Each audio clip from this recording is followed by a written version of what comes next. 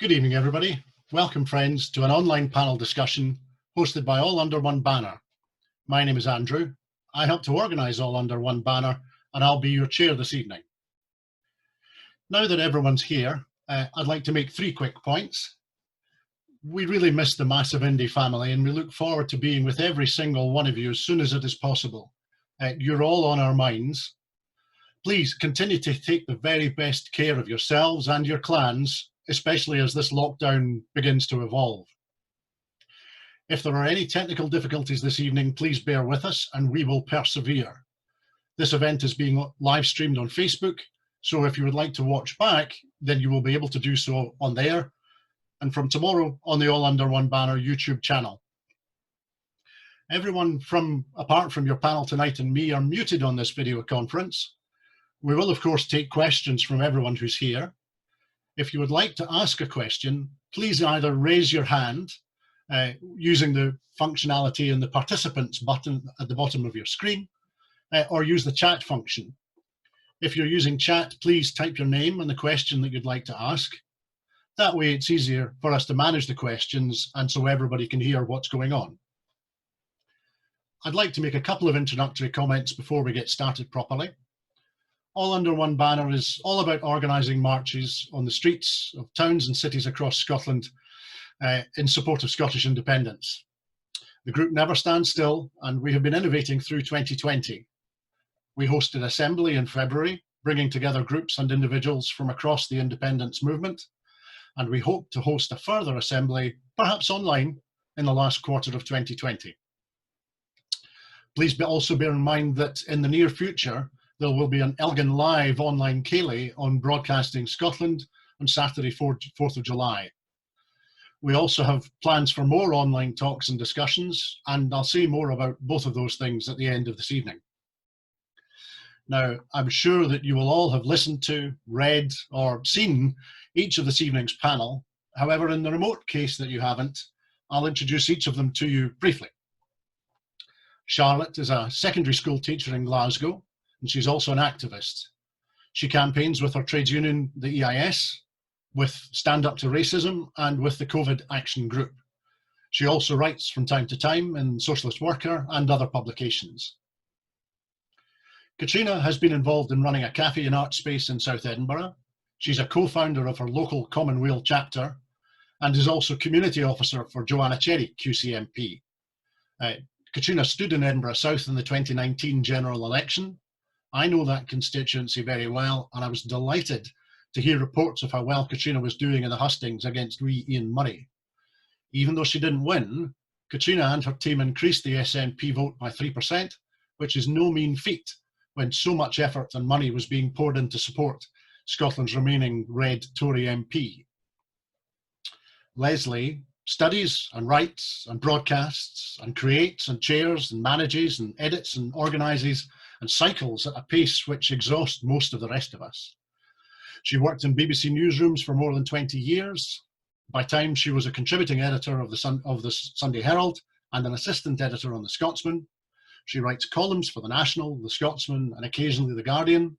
She podcasts every week, makes films about the Nordic nations with our friend at Phantom Power Films, and of course, she filled a bit of the void left by the postponement of the declaration of Arbroath weekend by producing a film about the declaration in double quick time and to widespread acclaim. So now that I've introduced everybody to you, we'll unmute them and we'll start the conversation, if that's okay. Let's just get everybody unmuted. There's Charlotte, there's Catriona. Lesley, can you hear me?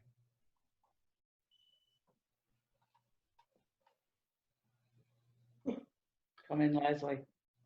Yep, that's me. There we go, that's perfect. Thank you. Without much more ado, and with such a fantastic panel with us this evening, I'll maybe ask the first question, if I may, and then we'll get the debate and the discussion rolling with everybody who's here as well. First thing that crossed my mind was it's sometimes said that some things in Scotland changed on the 18th of September 2014 and will never be the same again. I wonder, do the folks who are on the panel this evening think that some more things have changed irrevocably in Scotland since we locked down on the 20th of March 2020? And if so, what are those things? Or if things haven't changed, what things should change? We'll all be too polite unless you ask people, Andrew. Lesley, go first. Oh, well, okay. I'm not meaning to, I'm just meaning I could sense the void. Do you two gals want to go first? Charlotte, Catriona? Go ahead, Lesley. Okay, well, on you, Lesley. I mean, there's so much, it's kind of a bit hard to know where to start, but just one interesting thing. I hadn't realized that one day, you know, you've singled out a day there, the 18th of September 2014. And it's funny because like the 20th of March is not as embedded in my mind, but when I was looking for a day that had a sort of matching sense of history about it, actually, it was May the 25th, funnily enough, because that same day, George Floyd was killed in America and Dominic Cummings stood in the Rose Garden and lied through his teeth. And in that moment, I think lots of people who had received views about many things, about the use of power, the abuse of power, racism, worth, value, lying, governance. That changed for a lot of people that day for those various reasons. And the repercussions of that day, those two events, have kind of worked their way through our culture. And the ripples are still being felt. So, of course, now that sort of feels like I'm suggesting that sudden lockdown and the loss of 40,000 people at least across Britain doesn't register. And of course it does. So there's loads of things that have, I mean, there's a big state at the moment working right now. Who'd have thought? Delivered by Tories. It makes you almost sort of choke on your cornflakes to have to say it. But suddenly things which were not possible have become possible. And in fact, nobody's even arguing about it anymore. Things which were catastrophic failures have been quietly dumped by the Tories, like they dumped the debt accumulated by their privatised NHS trusts in England practically the second day. I mean, good time to get rid of unsustainable structures that they'd created. And of course, as the pandemic rolled on, it became so apparent that their privatisation, their misplacement of the market above all, above society, not subject to society, all the things that we've been campaigning about for many years, suddenly we see the horrific impact of the truth of what we've been saying all that time. Now, I see, the Tories have suddenly discovered that actually privatising the probation service wasn't really a very good idea either, so it's been dumped. So, you know, many things have had to change, the big state being the principal one, but of course that one's not going to last very long. And I guess the other thing, just not to hog everything, because I'm sure some folk will want to say similar things, but the other thing I suppose would be real human value. I mean, we have been forced to value superstars, ephemera, bought things, collectibles, all sorts of things that really, since the COVID outbreak, have suddenly looked completely worthless and irrelevant and just passing. And at the same time, there's been a complete reevaluation of where value lies in our society. Quite obviously, it's key workers. Quite obviously, it's people who care. And yet we've got a society which so crushingly doesn't even recognize those things as values. And the huge realignment that's necessary is the thing that will now have to be undertaken in whatever way Scotland moves forward. Lesley, thank you. That's fantastic. Catriona, please. Yeah, I would agree with all of that. I would say that over the last few months, we've seen a comparable surge in community spirit and community organising as we saw around the independence referendum, when we saw people who'd never really been engaged in politics before suddenly feeling like they had a stake in the country's future. And this time it's not around a political goal, it's around our communities. And I'm sure everyone here knows about some of the volunteer groups that have sprung up all around the country in their own neighbourhoods to provide practical assistance to vulnerable people. And I know that that's been a lifeline to lots of people who've previously been isolated and vulnerable. So I think that would be the thing that I would pick out as being the most profound change since the 20th of March when lockdown happened. But it's also what Lesley said about that later date, the 25th, when George Floyd was killed by American police and when Dominic Cummings so blatantly lied to the public. That was almost a trigger for that community organising to turn into direct action and into social change. And we've seen that in the Black Lives Matter movement, not just in Scotland, but across the world. Although in Scotland, I think it's really interesting how it suddenly pushed forward the discussion on Scotland's relationship with race and Scotland's history of interaction with the slave trade. But I think also that community organising on a more local level has actually delivered real change for people that didn't exist before the lockdown happened. And if I can give you an example, I'm a member of the Tenants Union Living Rent, and we've seen a big increase in our membership since the beginning of lockdown. And unfortunately, that's because many more people are facing financial hardship, and they need our member defence teams to help them negotiate with landlords and to hold landlords to account for failing to provide the kind of hygiene standards that we require in a pandemic. But that's also managed to deliver lasting change. We've managed to successfully work with the Scottish Government to end evictions for the period of the lockdown and to deliver more protections for tenants on hygiene. And that would never have happened if not for people becoming involved in the campaign. So that's what I hope will be the legacy of lockdown, not the bad things, but the good things, the community organising, the social movements that have been pushed forward and the change that they're able to deliver. Fantastic. Thanks, Catriona. Now, Charlotte, can you still hear us? I can still hear you. I can see that my video's frozen, unfortunately. I don't know if you can see me on the... We can see you, and most importantly, we can hear you. Right, okay. Right, well, I want to... Sorry, I've got a phone on as well. Let me get that. What people have said already, I absolutely agree with, okay?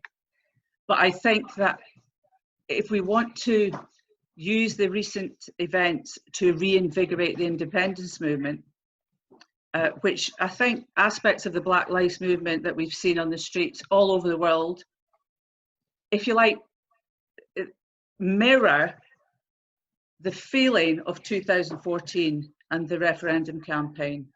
Absolutely incredible energy, youth, internationalist, very, very positive, very inclusive in who was out in the streets, very visible. The only campaigning at the moment that is visible is the Black Lives Matter movement. And I think we need to learn from them. And as a movement in Scotland in particular, we need to draw those people who are motivated against injustice and against racism into the independence movement and actually show that in Scotland, if you want to make progress on these issues, you have to be part of the independence movement. That independence in Scotland has something to offer people who are wanting to see immediate change, and not just change promised in the future, but change now. If you think about the fantastic things that have already happened, I mean, in states in America, they're talking about defunding the police. We've never had anything as radical as that proposed for the police in this country. And yet it's actually happening in front of our eyes in America, of all places. So the sort of ideas and energy from that movement, I think we have to think about incorporating into the independence movement now, if possible, but certainly after lockdown, but also on COVID-19. I think that the deep inequalities in Scottish society have been come into sharp focus over COVID-19. If you think about the areas of Scotland that are most affected by this horrible disease, it is the poorest, most deprived areas of Scotland. We're talking about Inverclyde, we're talking about Western Barton and parts of Glasgow and other places. And we've known these things for years. And yet the poverty ingrained in these areas doesn't seem to shift no matter what anyone does. And I think that the positivity of the Black Lives Matter movement, this feeling that enough is enough and things have to change and we won't be satisfied with platitudes, we have to apply to society in Scotland post-COVID. Bring the energy of what's been happening. I mean, Andrew said rightly, I've been involved in a COVID-19 action group. You wouldn't believe the ideas and the energy online of people trying to make sure that they and their families are safe, particularly when they're going back to work. How do we organise? Because people don't trust the leadership at the moment. And I know that in Scotland, Nicola Sturgeon and the SNP's reputation taking us through the COVID crisis in Scotland has been enhanced. There's no doubt about that, particularly compared to Boris Johnson, but that's not very difficult. But nevertheless, the disease proportionately has killed as many people in Scotland as in England. The care home crisis was as bad in Scotland as in England, and therefore urgently coming out of lockdown, we have to look at health, we have to look at care, we have to look at the priorities for the health system. It should be about people, it should be about public health, it shouldn't have been about individual solutions to the health issues that still plague Scottish populations. So there's so much, I think, that's been opened up for discussion. But a very positive way to look forward is to bring the energy of these campaigns from the Black Lives Matter movement and the independence movement and the Green movement together. This also gives us an opportunity post-COVID to restructure the economy and make it much more greener. We don't have a choice on these things. If we don't do these things, we're either going to die or our planet is going to die. So these are quite stark issues facing us very, very quickly. And I'm quite optimistic about the outcomes if we in the independence movement manage to harness all these issues together and get back out in the streets campaigning very quickly at the first opportunity. Charlotte, that's great. Thank you. We will undoubtedly touch more and at greater length on Black Lives Matter and the campaigning and the issues that they have brought to the forefront worldwide and in Scotland. We'll touch on that in a moment, but at the end of what you were saying, you also touched on climate change. Many of us will have seen the recent Peter Ogden cartoon, which shows a tiny palace of Westminster threatened by a monster COVID-19 wave, which is followed closely behind by an even bigger wave with Brexit on it, which is in turn dwarfed by a third enormous wave that has climate change written on it. How do you feel that we might be able to surf, if that's not a terrible metaphor, but to deal with those waves, those successive waves in Scotland? I think that's going to be the biggest challenge for us. I mean, unfortunately, the climate emergency is not getting any less urgent just because there's something else having a go at wiping us out. The climate emergency remains, as it has done for some time, the biggest threat to our future, not only as a country, but as a planet. And the one positive that I would say is that over the course of the lockdown, we've seen people travelling less using unsustainable transport methods. We've seen ways of work shifting to people working from home, to people travelling around the country less. And there is now a real opportunity to create something better, to create something that is green and sustainable, an economy which is based not on unsustainable measures like it has been in the past, but to actually put that front and centre of our economic recovery and the new society that we're going to have to build once the lockdown finally ends.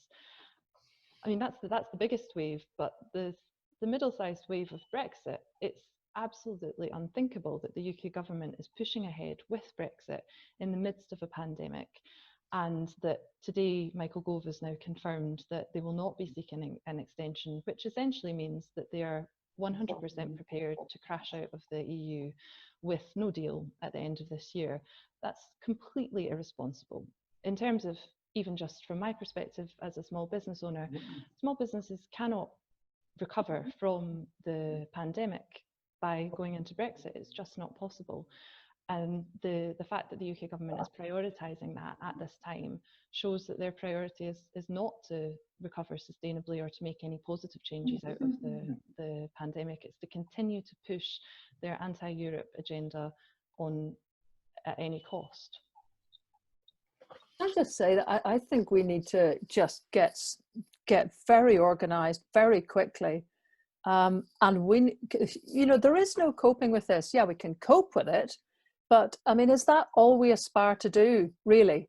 To keep mitigating, keep trying to kind of get a little policy that'll try to kind of offset this appalling catastrophe that we predicted accurately for 10 years that has now come to pass, and watching the serial waves stack up and line up to come right in: COVID, Brexit, climate crisis, all of them kind of, we know that Boris Johnson's government is completely incapable of running any kind of effective campaign against any of these difficulties, not just because of his kind of political outlook, which probably most people watching this kind of abhor, but because he is actually incompetent. I mean, cannot get systems working, cannot get planning working, cannot talk to people, will not talk to people, will not engage beyond his bubble, and so on. So here we are facing all of this, and there is no point. I mean, there's a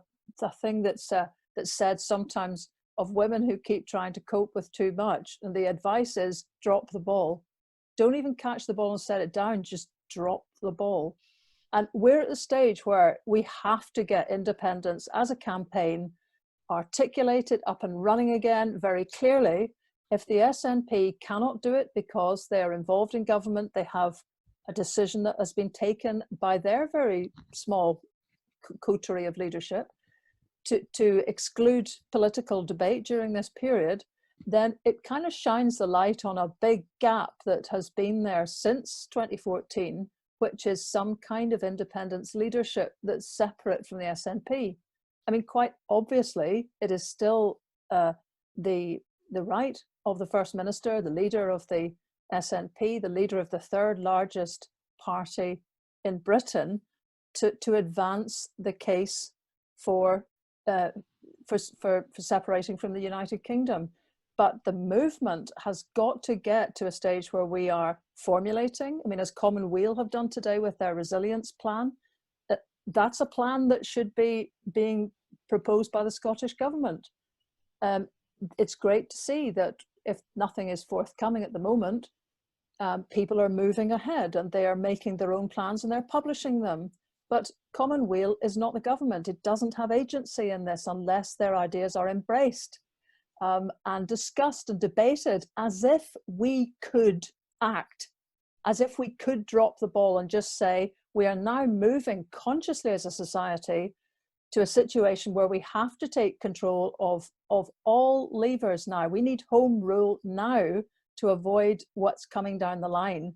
And I wish we could look to a future very shortly where the extraordinary communication skills of Nicola Sturgeon, who can explain the most difficult things really clearly, concisely, in the same language as the electorate she's speaking to, can clearly plan, can get her head around some of the most difficult constructs of science.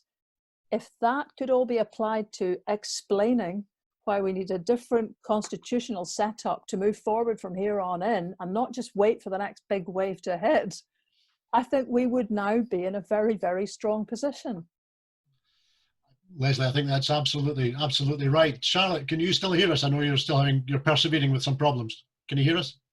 Yes, I'm now on the phone. Can you hear me okay? Yes, we can. That's perfect. I was going to follow up what Lesley was saying with a question we've had from the audience, and I was going to direct it to you, but we've got a flow going here. So following on from what Lesley was just saying, Graham Darkhorse Lowe asks, radical times mean radical actions are needed.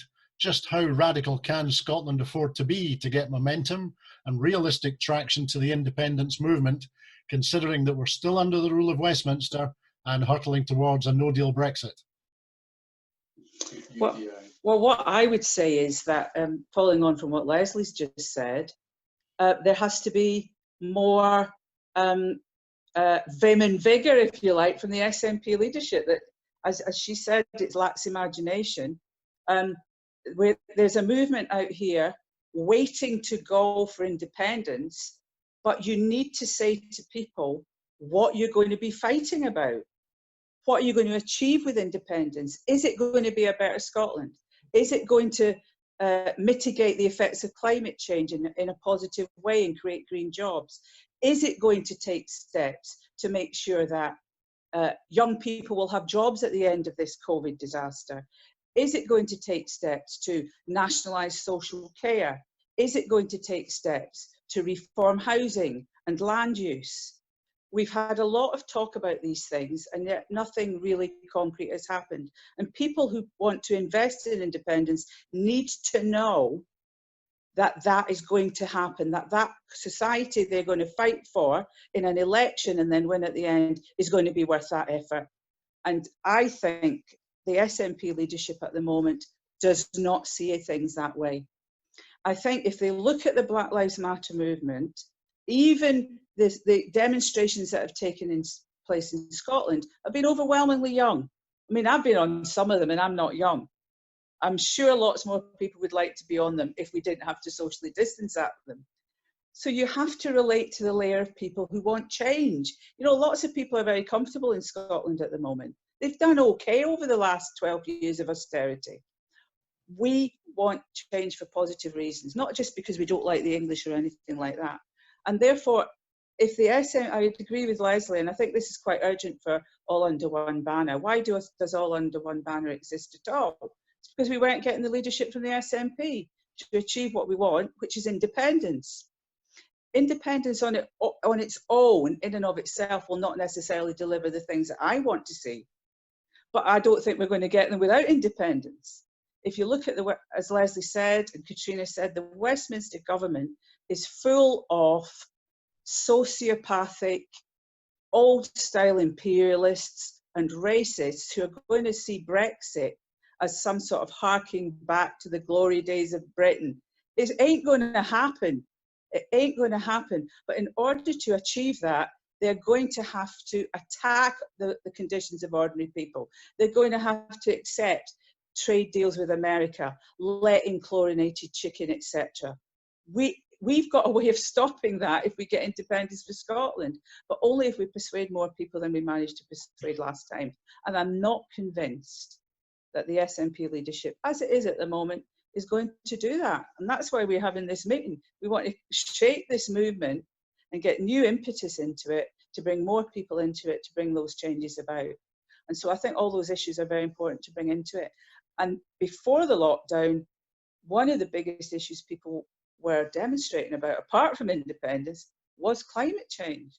This is something that matters to people. It's real and immediate. We've got a task with, for example, de-investing in fossil fuels in Scotland. And that's going to take argument and persuasion. Is the SNP up to doing that? I'm not sure if they are.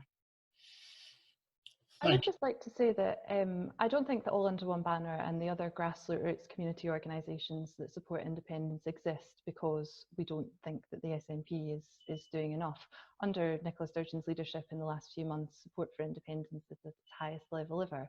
And that's not because things are so much worse, it's because they believe in the steady, reliable leadership that she's provided through this global catastrophe that is the COVID-19 crisis. And she has very much demonstrated that Scotland and Scotland's First Minister is able to stand on the world stage and reassure the population, as Lesley said, with their communication skills, but also look to international examples in order to continue to work to not just to work with the UK government, but to work separately to the UK government where necessary in order to protect public health.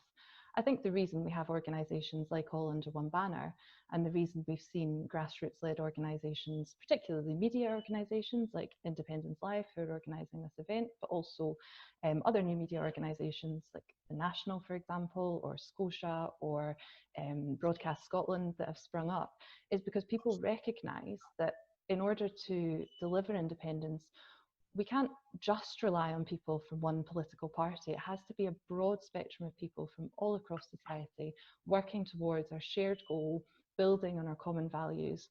And I think it's important to remember that we don't want to have an independence movement that is dominated by one political party. We want it to be a broad spectrum of people that share that common goal. Thanks, Catriona. That's that moves. That's a great answer to the question, and that moves us on very well. One wee thing, I'm getting a couple of folks saying, "Can you speak a little bit louder or closer to your mic?" But I could hear you fine here, but I'm seeing a couple of folks. And just so everyone knows, we've got 73 people on Zoom and more than 150 watching live on Facebook. So we've had a great turnout for this evening.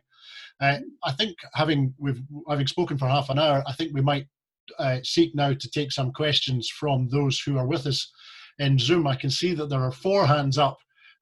To make this work equitably, I'll ask 2 and then 2. So firstly, I can see that Sarah Chung and Kyle have their hands up. So we'll go to Sarah first and see if she would like to ask her question. We'll just unmute her.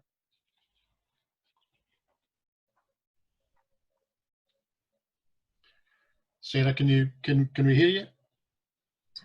Hi, can you hear me? We can, yes. Hi, how you all doing? Round. So obviously, well, Catriona will probably know about this because she knows that this will probably be coming. But obviously, I'm mostly concerned about, obviously, with Brexit coming along, is what I'm massively frustrated is the fact that even now is June, the transition period is ending towards the end of this year. What I'm worried about, I just started a new job, and what I'm concerned and worried about is that, and it's now, and people will say impending, this is actually going to happen because it's now been mentioning it, a pandemic recession will happen. This will be the worst since the end of World War II. And I'm just like thinking, would it not be, would all under one banner not actually consider pointing out, saying like, here are the positives of considering an independent Scotland. Your jobs will be all protected. Your livelihoods will all be protected. Maybe not all so, but basically that is what I am really concerned about. Can we not actually like show this or highlight this in any sort of way? Because those who are graduating this year, chances are they're not going to find a job. I graduated from the University of Glasgow at 2012, and I was still, I couldn't really find a job anywhere whatsoever. We were still feeling the impact of the Eurozone crisis. So would all under one banner not consider just showing the economic positives, what it would be like in an independent Scotland? Because I could see that, you know, persuading people to actually try and support an independent Scotland about it. But yeah, that's me from the economic sense.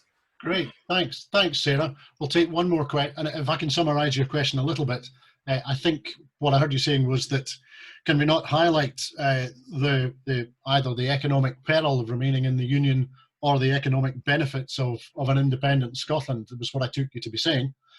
Can we also now hear from Kyle?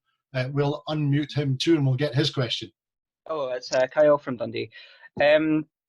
Yeah, it's more about the sort of class argument that I think some people have not mentioned. I think Charlotte touched on it, to be fair. But I remember 5.5 years ago when the Scottish referendum was first held in 2014, and Alex Salmond and Alistair Darling had a debate, the first debate, and it was mostly on the economic question about the currency. And most people thought Alistair Darling won that, for better, for worse, whatever. But the next week after that is when there was a big swing for the Yes movement. And it was when Alistair Darling and Salmond had a debate, and Salmond mostly focused on class, on poverty, inequality, etc., etc. And most people thought that he dominated that. That was when the Yes movement really took a big swing. That's when it looked like we actually might have a chance of winning, because before that, it looked like No was always going to win, in my opinion. In terms of the SNP leadership, it is not progressive enough in terms of class issues. Last month, the Labour Party, and I'm not a Labour Party member, at all. I did vote Corbyn last election, but the Scottish Labour Party had quite a good amendment in the Scottish Parliament just last month, and the SNP sided with the Tories to vote that down, which was inexcusable in my opinion. But another thing that really the SNP, if they've got any sort of credence on class issues, is they should nationalise all care homes in Scotland, especially after the deaths that have happened. Thanks, Kyle.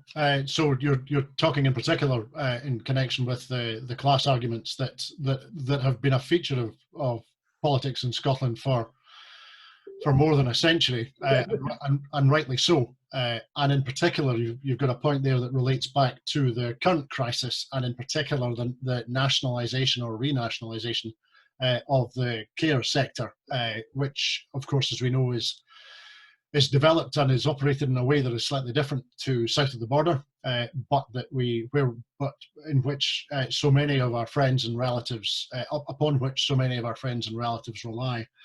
I'll go first to Lesley. We had two questions there. Any comments on either of those questions? Yeah, the benefits of leaving the union. Well, the first one, let's look at some of the reserved powers, and a huge one that's very rarely talked about: energy. It makes me just about scream to see the wasted opportunities that Scotland has with. I mean, it sounds like a cliche now that we are the Saudi Arabia of renewable energy. I mean, we won't be for long unless we do something about it.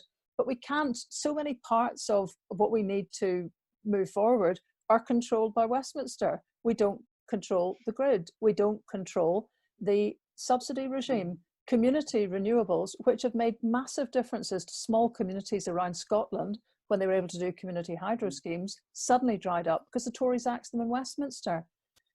There's huge possibilities for doing something quite new, which is local grids, where you don't need to work the way the old grid did, with the presumption that the little people at the edges have to be supplied from the centre. That's how the whole of Britain works, is that grid personified. You can have small, smart local grids which connect up local users, local suppliers of energy, without the need to keep moving everything to the centre. That would best be done by far more genuinely local control. We have the largest so-called local authority units in the developed world in Scotland. Nobody has larger units, not even England. So there's ways that if we could look at the future, we would have to be fixing a lot of the stuck problems: land, feudalism, lack of genuine local control. When Catriona, I think it was talking about the big change that has been in local, for sure. But then we discover that this local dimension that's become so vivid for most of us, for better and for worse, is the only dimension we have almost no control over whatsoever as punters. And that has to change. We could have local food distribution networks using local suppliers. I mean, glory be, this is like back to the way my mum's world would have been like, where you could point at a coup and you'd know, roughly speaking, the milk was going to come into the shop beside it, not too distant future. But we've become marketized again. The long distribution chains we've accepted. We have become like boiled frogs. Too many mixed metaphors and animals in this, I quite appreciate.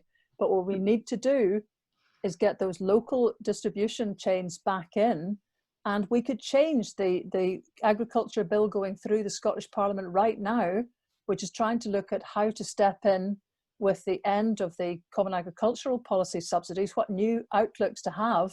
Well, here's a new outlook to have, that you get subsidy for creating local food supplies. And that can be communities that get it or farmers that get it. And that's not being considered.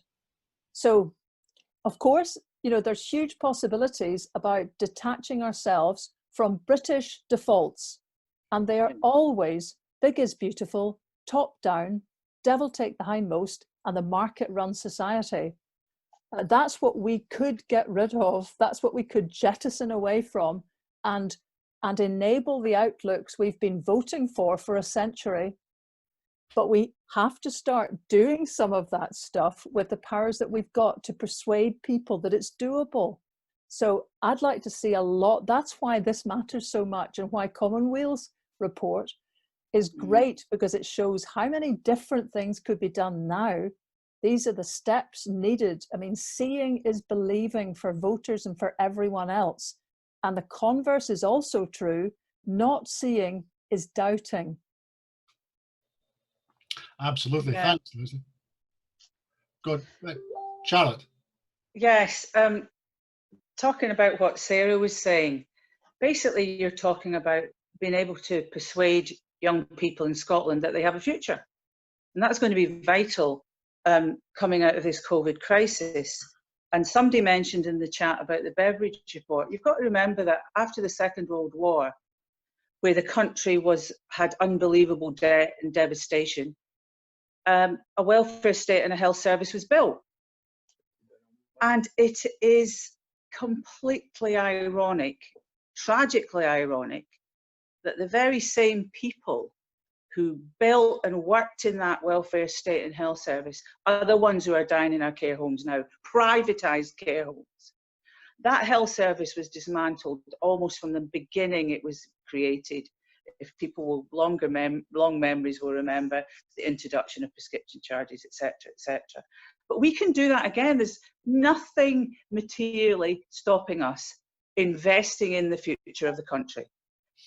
Borrow to spend. My goodness, you're actually going to be charged by a bank to keep money in it. You're not getting interest for it now. Why not borrow and spend? Now that takes a leap of faith from a government willing to do that. Is the SNP willing to do that? But also there's another reason that you can persuade people it's in their interest to leave. One of the things that I would look forward to turning my back on is great British nationalism. And that's what Boris Johnson represents. And not just in Britain. The rest of the world is looking at the Westminster government aghast at how they have abandoned thousands of people to this COVID outbreak. They are the laughing stock of the world alongside President Trump. Do we really want to be the poodle attached to America? Hopefully there'll be great change coming to America as well. But we do not, as a country, deserve nor want to be tied to a Brexit Britain run by this right-wing Tory cabal. And that is a very good reason to want independence as well. Thanks, Charlotte. That was great. Those are two great questions and some great input there. Thank you. I can see we've got three more. We've got three hands up at the moment, so I'll take the next two, and we'll work through those questions as well. And I can see lots and lots of input and questions coming in from Facebook and coming into the chat functionality as well. So as I had expected, we've got lots of input and lots of interaction here. So the next two people who have their hands up that I can see are Dave Sherry and Karen Van Sweden. So first we'll go to Dave. We'll just get Dave unmuted, and Dave, you can ask your question. Hi, Dave. Yeah, thank you. Hello, everybody. Charlotte stole my thunder a wee bit because I noticed in the chat that somebody had mentioned the end of the Second World War and how we got the Beveridge report in the National Health Service.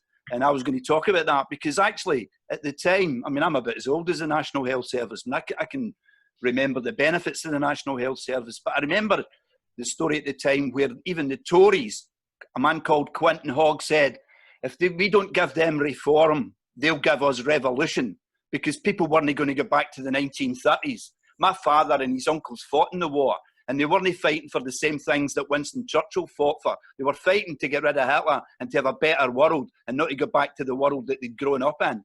And I think there's a feeling about that now. Although we're in lockdown, actually, two of the biggest mass movements have just been thrown up recently. There's been the climate change movement by young people and the Black Lives Matter movement, which is a global movement against racism. Now, I think, I mean, I appreciate that Nicola's steady Eddie, but it's not time for steady Eddie. We need to up the pace and make big changes. I certainly agree with Kyle's question about the care homes. A lot of the care homes are run for shareholders who make profits, not because of people's needs. When I was a kid, I grew up across the road from what was called the old folks' home. It was staffed by people who were in a trade union who were properly paid, and there was plenty of them. And my recollection of it was the old folk were looked after. God, that was in the late 1950s. You know, we've moved on since then, so the wherewithal to do it's there. I think we need to get a sense of that raise our expectations. It's not simple. We can't just sit and wait on an election. We need to start changing things now. And the good thing about All Under One banner is it's shown that it's able to mobilise hundreds of thousands of people. And I'm sure most of them have those kind of aims as well. That's the kind of Scotland they want. It's not just simply a constitutional change. It's a change in the priorities of the kind of society we live in.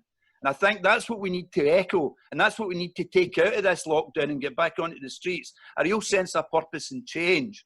And the idea that it changes from the bottom up, it's not let it be handed down to us from Parliament. Let's force their hand. How did the panel feel about that? Yeah, that sounds spot on. I'm kind of wondering in kind of strategic terms. Andrew, how doable? When do you think we can get back to any kind of street presence? Just as a matter of interest. I'll talk very briefly from my own perspective. We're expecting to be making announcements in the next 2 weeks with regard to restarting what All Under One banner does. We bear in mind, so very briefly, we thought very hard about the steps that we took to postpone this year's marches. We were ahead of the First Minister's announcement of lockdown by about half a day.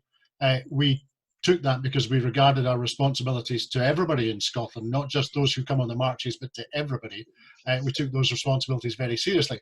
We also take our responsibilities to the movement and to those who come on the marches, and so we anticipate reflecting the gradual relaxation of lockdown rules over the next few months. We expect to reflect that and to be mobilising immediately it's possible and legal to do so, to be honest.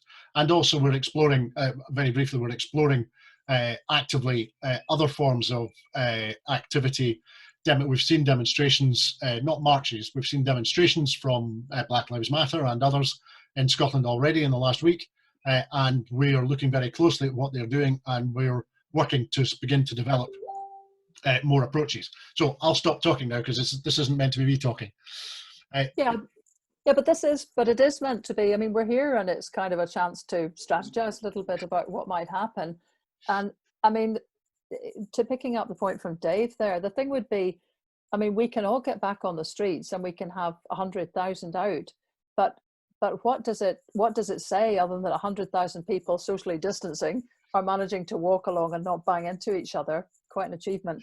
But does something like All Under One banner need to have a manifesto, need to have a strategy, need to have even 4, 5 aims that people are marching with?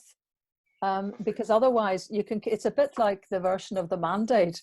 We can get, the SNP have won 6 elections since 2014. So soon we'll have a 7th. Great, there's a whole mantelpiece full. And I'm not saying that's amazing, but in itself, it doesn't necessarily channel the mind and the public's mind as to what all these people have turned up to progress. And I wonder as well whether it needs, it needs also all sorts of different kind of organization to put these to articulate almost exactly what you said there. We want changed priorities. We want human values top.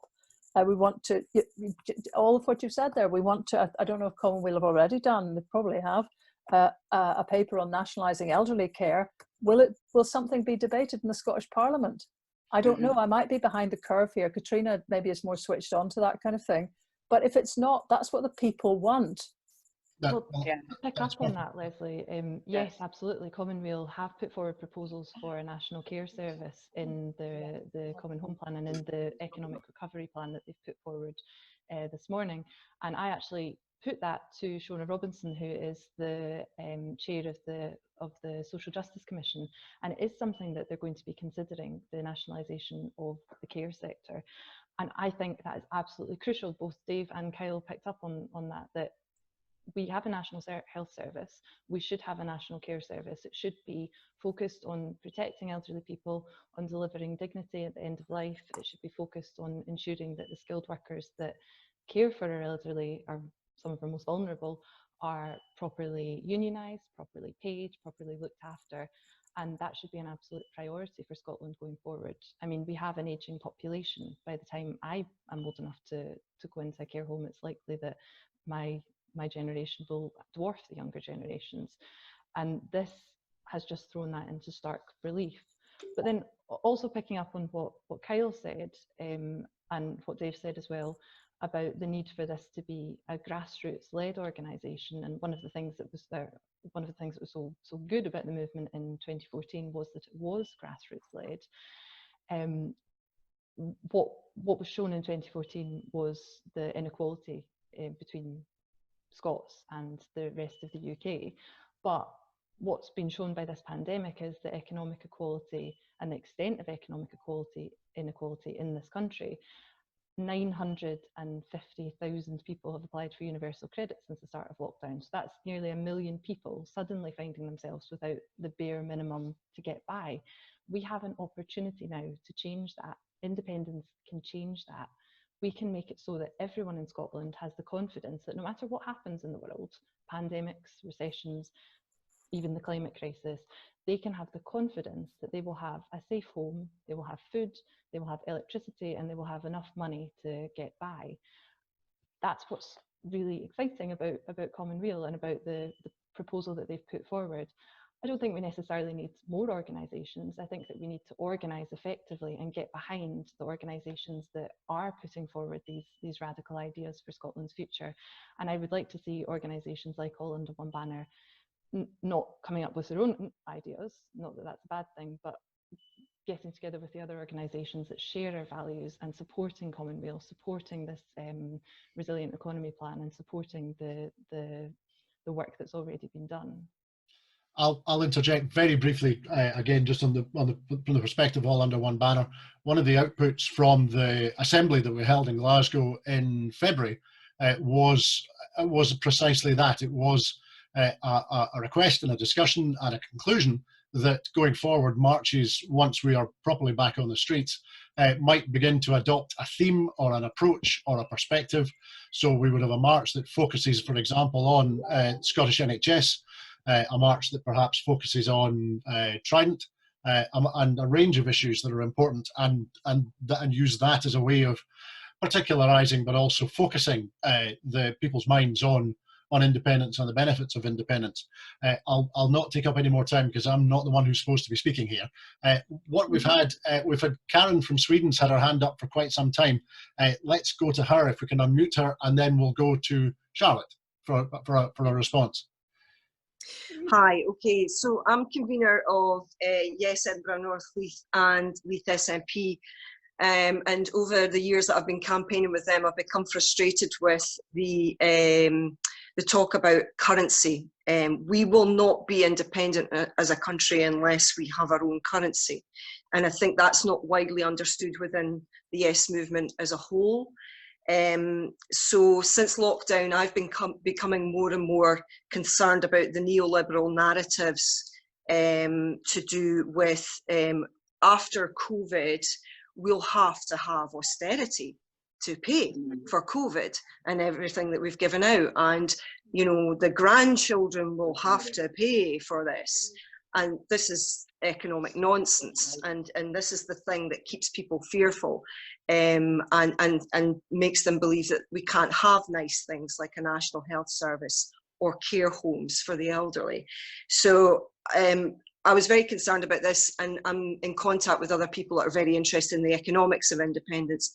So I just wanted to address Lesley. I was listening to your podcast today and say that I've started an organisation called Modern Money Scotland with some other activists, and we are busy building the website for that just now, and it's to help people understand A, why they don't need to accept austerity, and B, how independence will mechanically work economically, yeah, we're busy with that just now. So I just want you to know that, you know, I'm not doing nothing. I'm busy doing that, and I think that's a particular thing that certain people are interested, both the activists and the people that are unsure about independence. They want to understand how it mechanically would work as far as currency is concerned. Charlotte, can you any comments and any response to that? Looking back at the 2014 campaign, correct me if I'm wrong, but I seem to remember that it was the right wing, the people against independence, who were constantly going on about the currency and creating an issue where I really don't think there should have been any issue. As Scots, historically, the one thing that we were always good at, for better or worse, and quite often for worse, was banking. My goodness, some of the investment banks in the world today are named after the Scots that founded them. I don't think it's beyond the wit or the wisdom of an independent Scotland to have its own currency and to manage its own affairs in that way. I think that the problem was possibly some of the comments from the SNP at the time were to tie the currency to the pound. I think we don't have to do that. I think once we have our own levers of finance, then we can do what the country decides to do. I'm not bothered about that too much. However, I would absolutely agree with the speaker about the neoliberalism, and that has dominated the economic policies of Labour and Tory and governments in EU as well. It's finished. It's failed.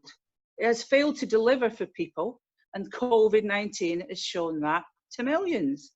And so therefore, we have to think of new ways of constructing how the country will be run. And in the first instance, I go back to what I said earlier. Let's borrow money to spend it. It's not going to cost very much to do it under current circumstances.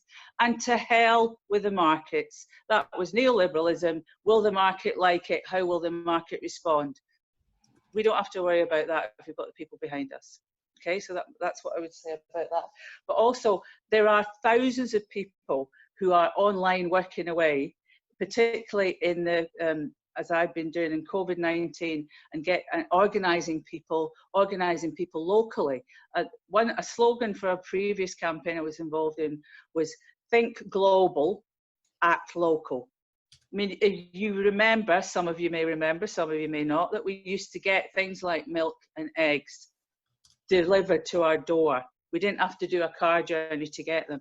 Supermarkets for too long have dictated what our food chains were, where we get the money, how far the food comes, and how much it costs. How many of you have gone to a supermarket recently and found that the price of the food has gone up? Who's getting the profits from that? Not you and me, and not local producers.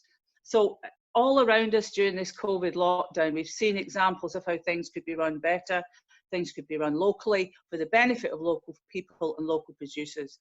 And that's something that we need to make sure continues after as well. Thanks, Charlotte. Catriona, any thoughts on that?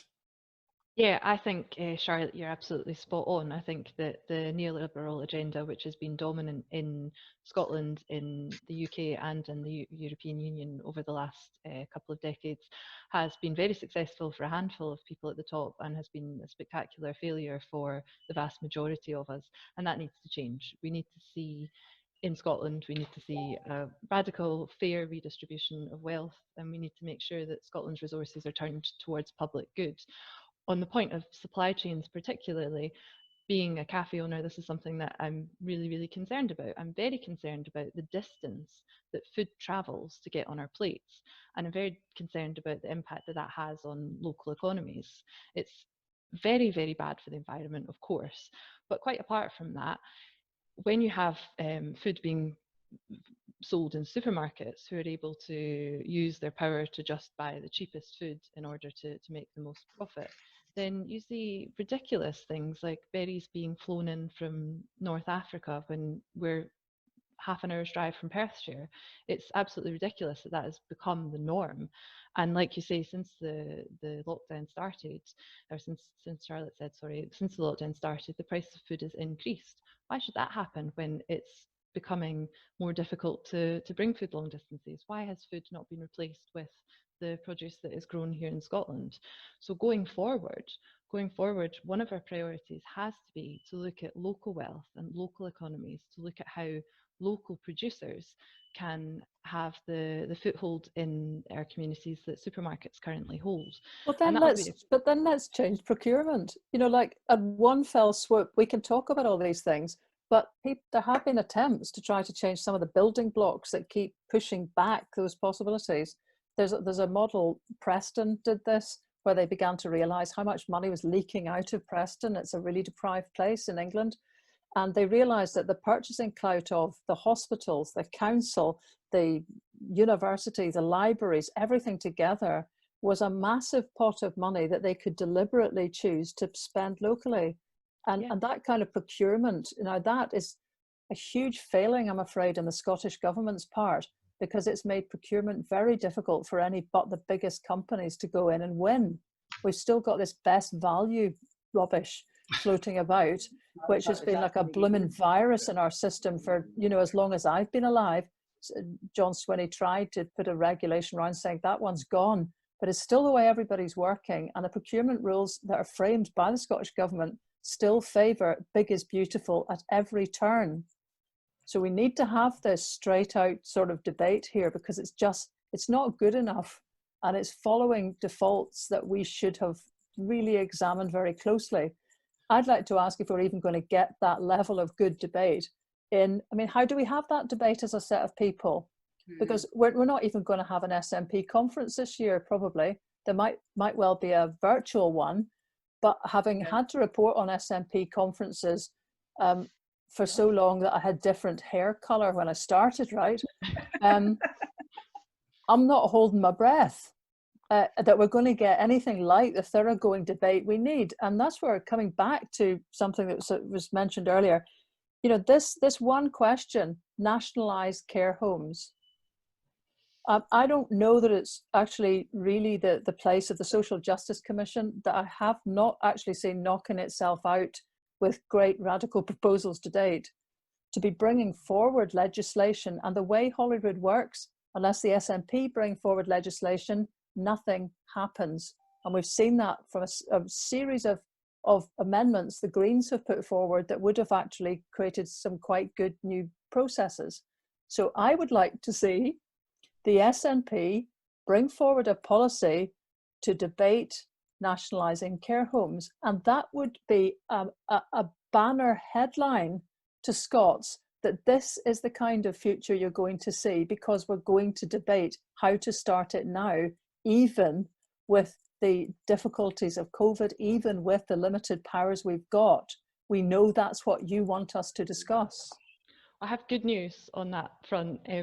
Firstly, the Social Justice Commission, which is wholly funded by the SNP, it's not funded as a Scottish Government organisation, it's not yet made any reports because it's still doing its first 3 consultations. So that's why it's not put forward any proposals. But it will be doing that, and that then it will be an opportunity for the Scottish Government to bring forward legislation, as you say. Within the SNP Common Weal group, which is separate to Common Weal but operates using the policy papers that Common Weal has produced, and works out how to fit them into SNP policy and drive forward the changes that Common Weal's policies are recommending.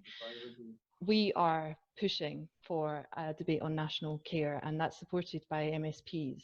And so we at the conference will come forward. Pardon? At conference. Well, we will be when conference is announced. At the moment, we're looking, as you say, at a virtual conference, which I think is great because it will give people who are usually not able to participate in conference the opportunity to do so. Yes, so sorry, yes, I just misunderstood. Are you saying that you're trying to bring forward a debate? Do you mean in Holyrood or at SNP conference? At SNP conference, if that comes first. Right, good. I mean, great. But look forward to that. Well, I do look forward to that. Where is the SNP's policy group? There's a policy group that's led by Alan Smith. Why isn't it coming up with this? Why is it always something that's not the SNP? Sorry, I didn't mean to go into a big anti-SNP rant tonight. But, I'm listening to everybody. God love us, the Scots have learnt to be people who roll their own, because they have learned over decades and centuries that the authorities are never on the front line. They're never there. And I hear, was it Karen talking about the currency, and she's starting a website. But I mean, Tim Ridout, who put forward that amendment at SNP conference that knocked the Growth Commission basically on the head, Tim's got a website, I mean, what I see, because a lot of people contact me, I know Karen, sorry, it's not up to me, but it'd be good if you could come back in. But what I see, because a lot of people get in touch, is a lot of people in Scotland are reinventing the wheel themselves all over Scotland on their own at the moment. And sometimes trying to link up with people. Karen, I'm sorry if I'm annoying you, but I mean to use that as an example across a whole load of different efforts. And what leadership is about is sometimes not making everyone have to do that individually, because you understand that that's what government is for. Mm-hmm. Yeah. Karen is feeling to, I've misrepresented her. Well, let's see if we can unmute Karen, and we'll get a response from Karen to the floor, and then we'll get another question. This guy's got his hand. 2 seconds, Karen. We'll just get you unmuted. There we are. Hello, it's Kieran. Sorry, Kieran. My apologies. It's Kieran. Yeah, no, Tim's part of it. Okay, just good. So you know. Yeah, yeah. Right, fine. Yeah. That's excellent then. Good. Mm-hmm. That's 2 people now. we just need to get all the folk who are interested in the same areas to be able to kind of put their efforts together, and that's great to hear that you are. Yeah, that's what I was saying earlier about working together towards the goal of independence with people that have already done the work, that have already come up with the ideas. I mean, there's some real experts, particularly, that have delivered work for Common Weal, and that's why we set up the Common Weal group within the SNP, because we don't want to reinvent the wheel. We want to get these ideas from outside the SNP, inside the SNP, and I think that's going to be absolutely crucial if we're actually going to make any change. And I really do believe that change won't come from the top. It will only come from the grassroots. It will only come from people like us making the change happen. And I've always believed that, not only in the context of politics, but everywhere. And I think possibly that the coronavirus crisis has shown that more strongly than ever. Okay, thanks, Catriona. Can I just say something very quickly about the local networks that have grown up around providing local support for people in the communities? Many of us have been involved, thousands of people have been involved, but one of the things that we had to step in to do was to prevent families starving, and that is in a rich nation. The hub where I volunteer delivers over 700 food parcels a week in west of Glasgow. Now, hats off to us who are doing that volunteering. But the question comes, why do we have to do it? Why is the need of people in a rich country so great that their fellow citizens have to organise to get charities to provide food, to then pack the food in bags and then to deliver it? It's almost like a normalisation of the fact that people are poor and deprived. And there is no urgency that I can see in policy or in leadership coming from the government, even at the time of this crisis. And, we see Nicola Sturgeon, we see Jean Friedman a lot. We do not see the rest of that government a lot. I would hope that they are coming up with policies that will mitigate this for the people of Scotland. I'm not convinced they're doing it at the moment. Thanks, Charlotte. Let's see. We've got a string of questions coming in from all sorts of people here, and I suspect this discussion could quite happily run on for probably the rest of the weekend if we weren't careful. But I'll stay with you, Charlotte. Brian Allen asks, the virus has shown us how workers are the key to lining the pockets of the few. Let's just stop working altogether. Small spells at first, but increasing until we're heard and we're acted upon. National strikes, if you like. What do you think, Charlotte? Well, I mean, in normal circumstances, absolutely. But I think if the key workers went on strike now, lots and lots of people would die. I think that there has, believe it or not, there has been a form of mass action against the Tory government unfolded in the last 2 weeks. Mainly in England, it has to be said, when the Tories announced that the schools were opening on the 1st of June. Much to the consternation of parents and teachers. And in the event of it, it didn't happen.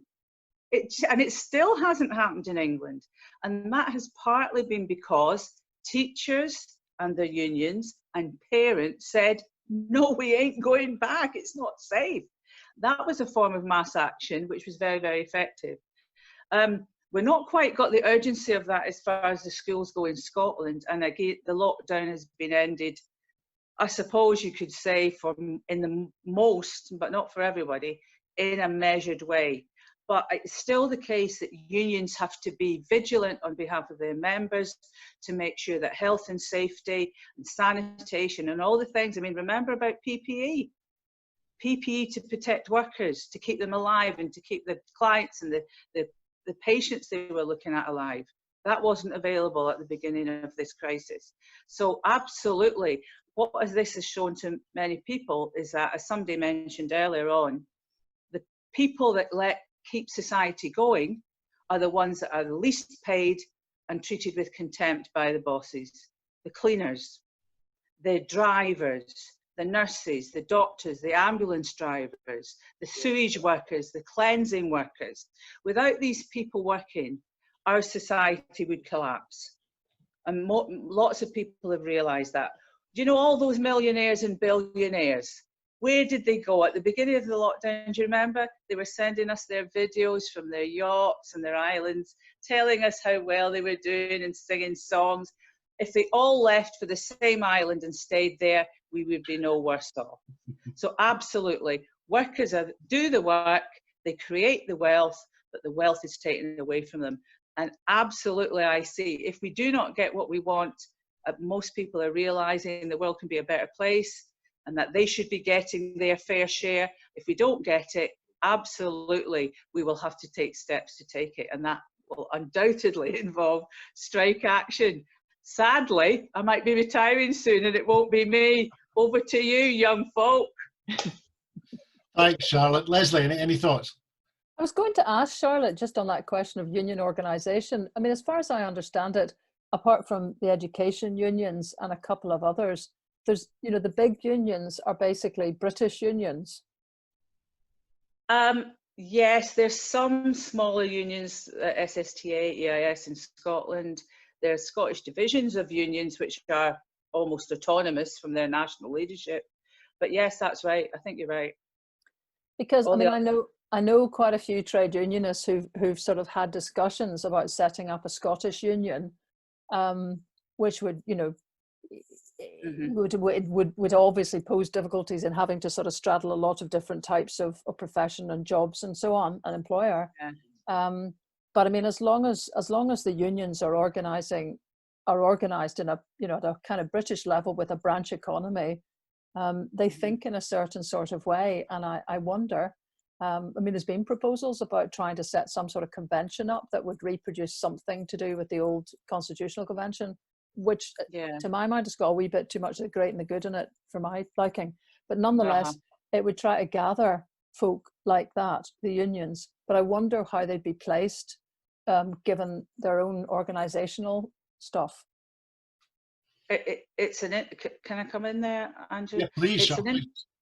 It's an interesting question, which obviously doesn't apply to my own union, the EIS.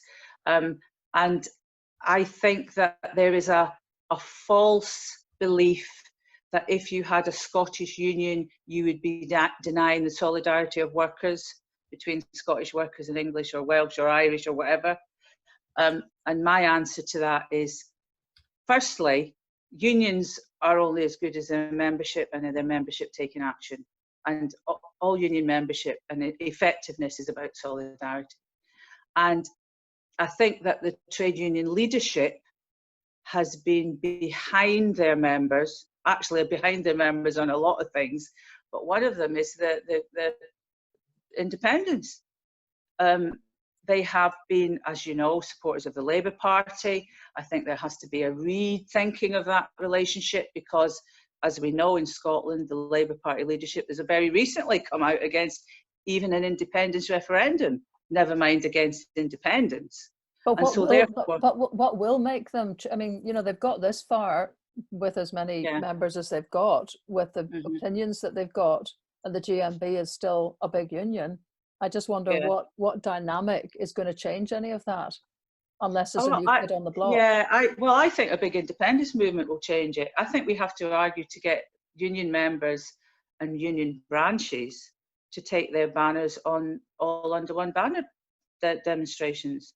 Because I believe if you look at the figures for elections, for example, and the referendum itself, even amongst the unions where the leadership have been steadfastly against independence, actually 50% or more of their membership were for independence. Yeah. That hasn't filtered through the bureaucracy of the union because, you know, they are very, very slow and conservative and big bureaucracies. But I think if members of unions went onto these demonstrations as trade unionists, because let's face it, there must be hundreds of thousands of trade unionists who want independence. Let's have that expression as trade unionists and workers on these demonstrations. It's happened to a small extent, but I think that would be a call. That would be a great thing. Maybe a theme of a demonstration could be a trade union demonstration, and bring your, even if you have to make your own placards and say, I am an EIS member, I am here supporting trade, you know, independence. Why not? I think that's a really good point, Charlotte. I'm a member of Unison, which does support independence, but I don't think any of the other big unions do actually support. Sorry, Unison doesn't support independence, they support a referendum, but I don't think any of the other unions even support that. And in my age group, the union membership is at less than 10%, which is half of what it was when I was born. And I think that's a big problem because young workers really need unions. And I would always encourage young workers to join unions. But part of the reluctance that I've seen, particularly among people that I know, is that young people support independence and they see the unions as being linked to the Labour Party and being linked to being against independence. And I think that's a real barrier that will have to be overcome. I don't know if setting up a Scottish union, as Lesley suggests, is the solution, but I think it is something that should be explored. And if not that, then at least much more autonomy for the Scottish branches of unions, which, like Unison has done, want to show that their members are in support of a referendum. Or I mean, I'm wondering about using the, you know, the constructs, my brain's just dumped, using what we've got here in the sense of, if there's an SNP conference, then it's beholden on SNP members to get really organised for this one, you know, to really get organised, to get something in the manifesto that is a kind of commitment that's doable. But if you're coming back to the union thing, if there are going to be union conferences, can union members suggest that they want to make a statement about independence? I mean, is there decent enough turnouts for Scottish union conferences to make that worth the candle, Charlotte? Yes. Well, certainly my union, we have debated independence. We have proposed resolutions. We have had fringe meetings about it. And I think you'd be quite surprised at what percentage of EIS members want independence and indeed did join the SNP. The SNP has a very, very large on-paper membership for the trade union section. I don't know how active it is in trade unions, though. Well, can we all get active? You know, when we've got structures, can we all start using them now with a bit of a vengeance? Yes. I mean, I know the EIS, quite obviously, because it's at one of the few Scottish unions. Yes. I think that's no coincidence. That is my point, actually. Yes. Because you're framed in a Scottish union which matches a power that the Scots, you know, the Scottish education system has always been separate and unique. Yeah. So it's no surprise that you start getting the match, kind of, to our sort of point of view, a virtuous matching up of everything when you have powers and civic society reflects it, and then you get people who feel empowered to act. It's probably no coincidence at all, Charlotte, that you're part of this and you're on the phone. But, you know, what we needed to do is to be pushing this out into the GMB, Unison, Unite. I think the Scottish Fire Brigades Union are pretty good. But anyone who's listening to this, who's a trade union member, it's this kind of, and this is what I mean about leadership. When you've got an on it kind of leadership, it gets people to emulate that in whatever sphere they operate. And at the moment, we haven't got enough on itness for everyone to go, blooming heck, I could put that forward. I watched that SNP debate. My God, I'm going to put that forward. I know I'm going to get a doing at the GMB sort of Scotland conference. But that's what we need. We need to light fires everywhere to get people feeling that they're democratically entitled, empowered and obliged to get into these forums and start that discussion happening everywhere. Not just on the streets, but in all these structural places too. Agency certainly we need to be inspired with agency, both from the political leadership we've seen through the crisis and also by the agency that some groups demonstrate either on the streets or in other parts. But as you absolutely say, Lesley, it needs to broaden out. In the chat, Michael Gray, our friend from Scotia, is saying that various trade unionists were planning to bring a motion on supporting IndieRef 2 to the STUC conference before it was cancelled due to COVID. So it certainly sounds like there's at the grassroots level, as you would expect in a country where the majority of the people are thought to support both an independence referendum and independence, you would think that a majority of trades unionists would be supportive as well. I think that's true. Yeah. So we need to support and help, and a trades union or industry focused all under one banner march is an interesting thing, idea that we can add to the mix of the other ideas for marches that I touched on before. I'm looking at the time, and it's 21 minutes past 9, and we've had a great conversation. We'll maybe try and sneak in 1 or 2 more questions if we can, as we get towards 9:30, and people by this time on a Friday night are desperate for a drink. You took the word right out of my mouth. I didn't say it, so that's fine. But that's great. There's we don't have any hands up in the meeting at the moment. I do know that David had a question he was going to ask. I'm aware of what the question is, so I'll invite everybody to respond respectfully if we can unmute David. And it's given we've talked on a number of issues that are happening all at the same time around the world and in Scotland, it's maybe worthwhile listening to David if he's still here. Yes, he is. I am still here, Andrew, yes. David, thanks. You've got a question. Hi, yeah, it's a question that's generating a lot of fury at the moment, and it's about the gender debate. It seems to be that the people on opposing sides appearing to despise each other, and friendships being fractured because of it. And what seems to me at the moment is that many people's opinions on reforms to the GRA are actually now superseding their opinions on independence. So my question is, how do we ensure that both sides of the gender debate are happy to unite with those on the opposing side to secure independence? Thanks, David. Catriona, have you had a view first of all? Yeah, I think this is obviously quite a difficult question, and over the last couple of days we've seen some horrendous abuse of J.K. Rowling, and then again of people who stepped up to defend her after she shared some quite harrowing her own personal stories of domestic abuse and sexual assault. And I think that the response to her essay really shocked a lot of people, and it did make people question whether some people now believe that this debate over gender identity is taking precedence over independence. I would sincerely hope that this is something that people who have a range of different opinions can agree is completely separate to the independence debate, firstly, and that we can all work together to move forward that goal of a better Scotland that we believe in. And while I think it's right and proper that Scotland should be proud of its record on advancing equality of not only women but of the LGBT community and of trans rights, and I am very proud of what we've done on that so far, I think we need to make sure that we don't set back that progress by allowing it to turn into a fight. I think it's perfectly possible for us to have a sensible, reasoned discussion that takes into account the range of different views on this particular issue, and then move forward constructively and progressively and positively. And that's what I would like to see happen. As someone that has been on the receiving end of a lot of abuse as a woman stepping into politics, I have a lot of sympathy for the women that have stuck their neck out on this issue on both sides, on both sides of the debate, people who have said their views or said their piece on it. But I think that there's a particularly concerning strain of misogyny that has found its way into this debate.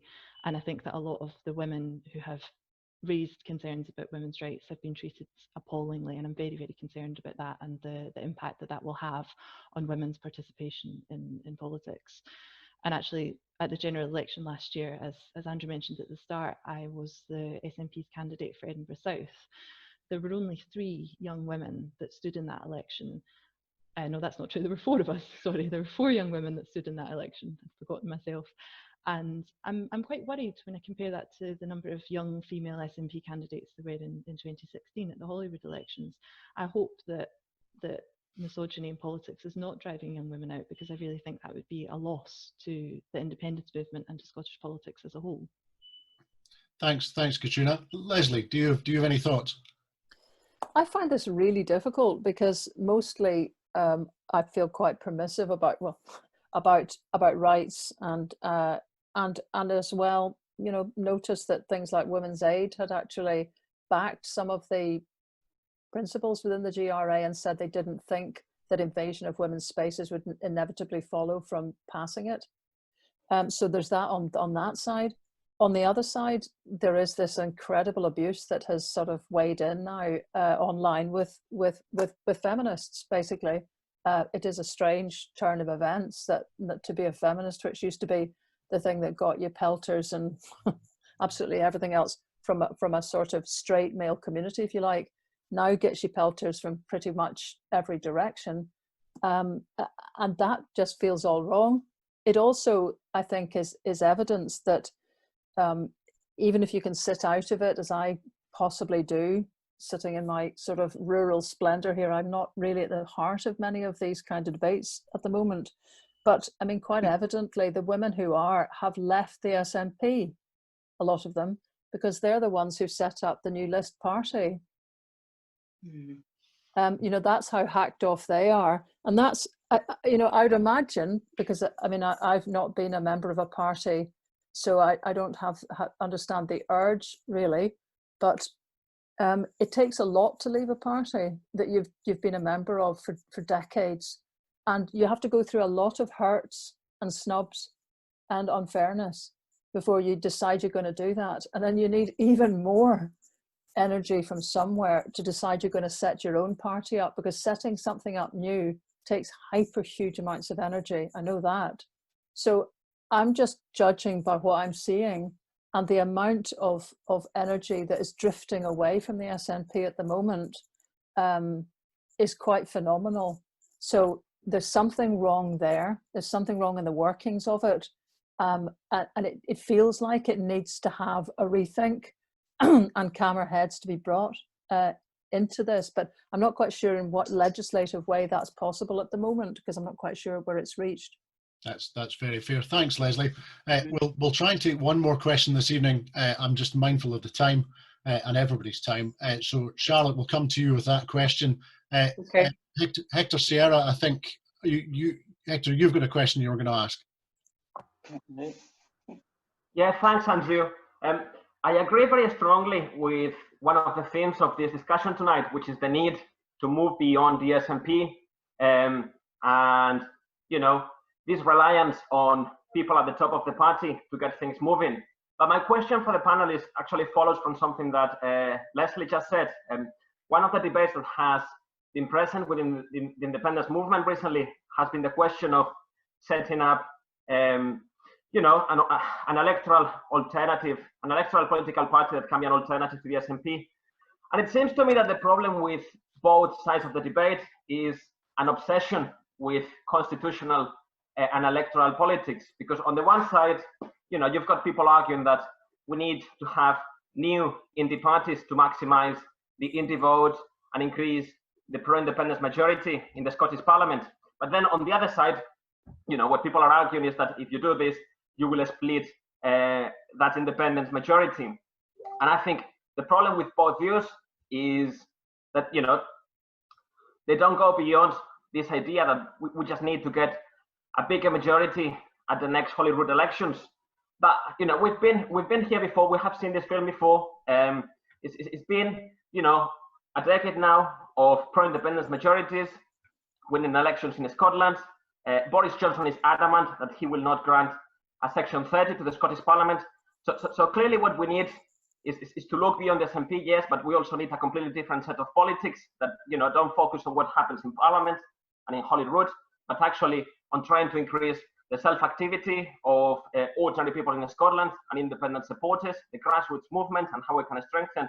So I'd like to hear the thoughts of the panel on this question. Charlotte, yes. Would you like to go first? Yeah, well, the polls show that at the moment, anyway, the SNP are going to get an increased majority if the election goes ahead next year. And I think we can see the reasons for that. They have come out, they may come out of the COVID crisis looking competent, not difficult compared to the Westminster government, and therefore, and of course, the opposition is the Tories. Well, that's a no-goer, and who knows what Labour will be like by the time we come out of COVID.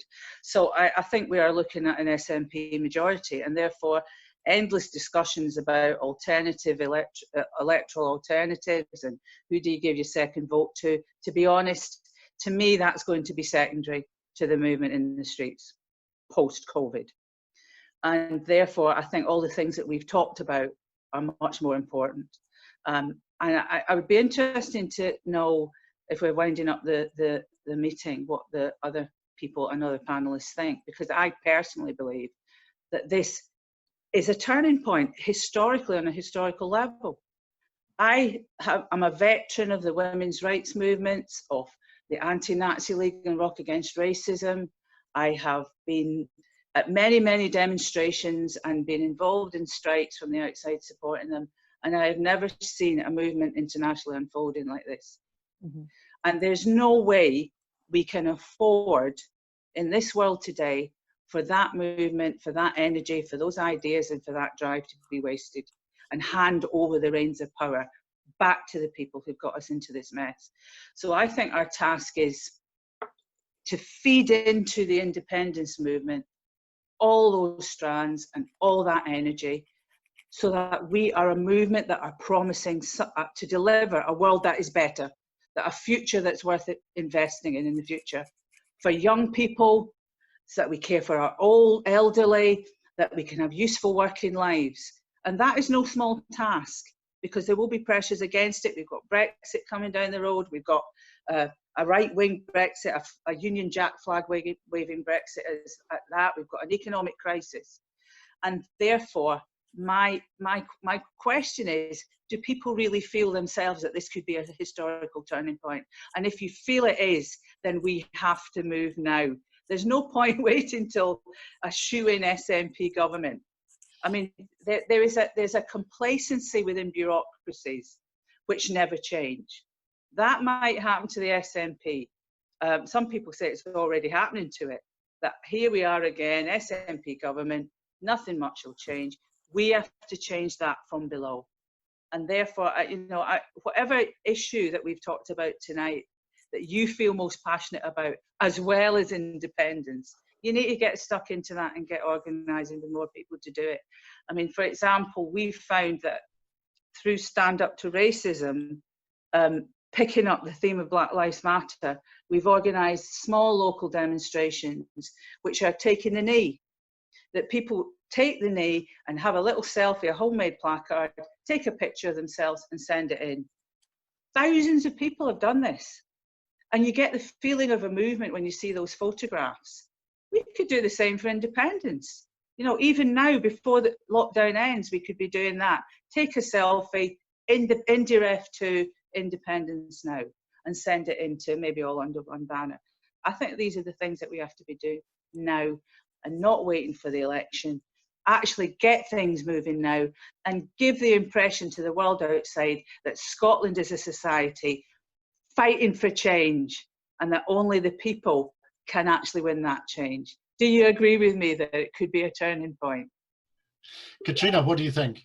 Yeah, absolutely, absolutely. This is a turning point. If we're able to see the kind of organising that's been shown by the Black Lives Matter movement that you've just been talking about there, Charlotte, if we can do that in the middle of a pandemic, of course we can deliver independence. Of course, all of the people that are sitting watching this, all of the people that watch Indie Live's broadcasts as they do every week, you know, we can do that. We don't need the government to do it for us. We need to do it ourselves. What we've talked about tonight is some practical things that everyone here can go out and do. Go out and get involved in your trade union, or even the idea that Charlotte just said of taking an independent selfie and sharing it via All Under One banner. I mean, we can do that now. We absolutely can.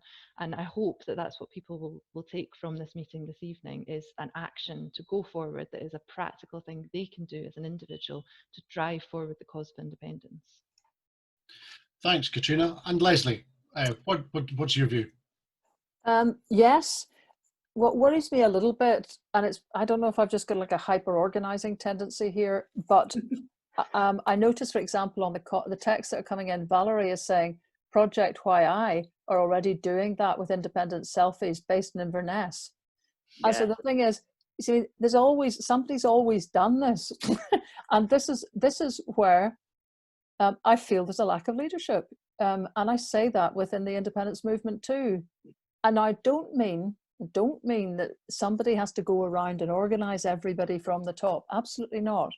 But it's kind of like, you know, the kind of background vibe that you have in your life and your politics and whatever is what makes it feel possible to do these things, to go in and think, God, I know I'm going to get just dogs abuse in my union, but I'm going to do it anyway, because you've seen something on the streets. You've heard that there's an organization, you've been asked to, you've been leafleted yourself, something's happened. I'm perhaps leaning too much on the old conventional techniques of communication. But like when there's a campaign going on, when there's, like at the moment, for example, the very suggestion that people could only have 1 hour of exercise, I would love to know what the stats are on people suddenly deciding they're going to have an hour of exercise, because subliminally it's been suggested to them that is expected. It's important that somebody is framing up the expectation that we are moving into an independence zone. And if somebody isn't doing that in an overarching, big, feisty, well-financed, oomphy, attention-grabbing, credible, authoritative way, then the smaller efforts feel like they're here and gone, you know, like snow. They just go, they're there for a week or two, people are asked to contribute, something happens and down it goes again. I just feel it needs something more of a framework, in a sense, for people's efforts to rest upon. And I have to say, I'm not kind of totally seeing it, although I do see a yes movement, which is a delightfully feral cat. You know, it is not biddable, it does not sit where it's told, and it is a dispersed yes movement where the different groups, component parts, have now become excellent actually at the things that they do, and almost recognizing the expertise that the other sections have. So I don't think there's like necessarily a huge amount that needs to be done here, but something is needed to start driving. And I'm delighted, just the final thing, if anyone's still watching, do go and read that Common Weal report, because that's the first concerted, authoritative thing out there, and it needs to be talked about to get onto the media. Lesley, we'll make sure that we put the links to the Common Weal material into the All Under One Banner Facebook page, and that'll reach a number of the folks who are participating this evening and a wider audience as well. But I'm mindful it's now, we've overrun by a little while, and so I think what I'll do, I'll thank everybody for their fantastic questions. I can only apologise that we weren't able to get to all of them. If we had tried to read out all the questions, as I say, I think we'd probably still be here at this time tomorrow night. So in the circumstances, I think we've had a fantastic debate with great input from the floor, and some really insightful and informed and reflective and thoughtful input from Catriona, from Lesley, and from Charlotte, who have been kind enough to form our panel this evening. I'd like to say thank you to them in particular for agreeing to spend their Friday evenings with us, and to thank everybody who was participating for their questions. Earlier on this evening, I mentioned some upcoming events. On Saturday, the 4th of April, there would have been an all under one banner march in Elgin. We were working extremely hard with Yes Elgin, and we were expecting it to be a fantastic event. Instead, for now, there will be an online ceilidh on Broadcasting Scotland that evening. We're hoping to have many performers who are local to Elgin taking part, and maybe one or two wee surprises as well. So search for Broadcasting Scotland on YouTube and enjoy the show on the evening of Saturday, 4th of July. We will also host more online talks and discussions here on Zoom through July and beyond. All Under One Banner is persevering through the current adversity, and I know that everybody else is doing their best as well. We're not going away, and we will continue to campaign for independence. You will see announcements in the press and online during the rest of June, and you can be sure that we are working away behind the scenes on plans for a number of things to come in the months ahead. In the meantime, thank you again to Charlotte, to Catriona, and to Lesley. Thank you to Hector, Remy, and Carol, who've been helping behind the scenes, and to everyone else behind the scenes. And thank you to everyone who joined us on Zoom and on Facebook Live. It's been a pleasure and a privilege to have so many people engaged in discussing so constructively this evening. But for now, we've been All Under One Banner. Good night.